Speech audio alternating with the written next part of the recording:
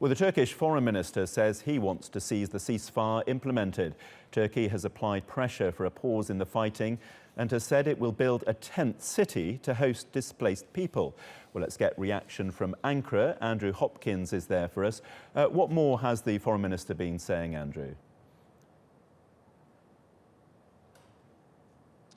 Yeah, John, it seems that this agreement for this ceasefire, which has been put together by Russian and Turkish officials over a series of meetings, seems to be in a fair bit of trouble at the moment. All this optimism that came out last night after the agreement was announced seems to have subsided, and the Turkish foreign minister, he's been speaking just a short time ago, and he says all the preparations are in place for these people to be evacuated out of Aleppo city itself. All the buses are there ready to go, but there are a number of factors stopping that actually happening. He says there's been gunfire, and he's also made a plea for everybody involved to make sure this ceasefire is upheld. Let's have a listen to what he had to say. Şimdi görüyoruz ki rejimin ve bazı ayrı grupların We see the Syrian regime and some other groups are trying to block the evacuations from Aleppo. Russia, Iran and the forces they support and the regime are in that area.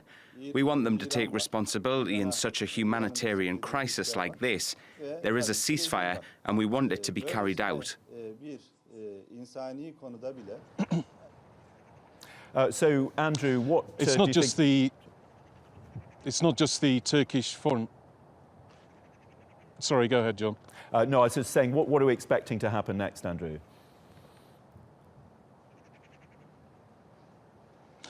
Well, it's difficult to say, really, John, because there's a lot of store being put behind this ceasefire, that the end to the fighting, which has been going on in Aleppo really now for the best part of a year. It's been getting worse as time goes on. Airstrikes by Russian and Syrian forces there, a huge amount of people dead. This ceasefire could actually sort of bring all this fighting to an end, and even though this is going to result probably in the Syrian regime taking back the city as a whole, that at least some lives could be spared and that some people could be able to receive humanitarian aid, food and medical supplies that they haven't been receiving for the best part of a year. But really, we've just got to wait and see for the next few hours whether these problems, whether these obstacles can be overcome and this ceasefire and aid can be delivered.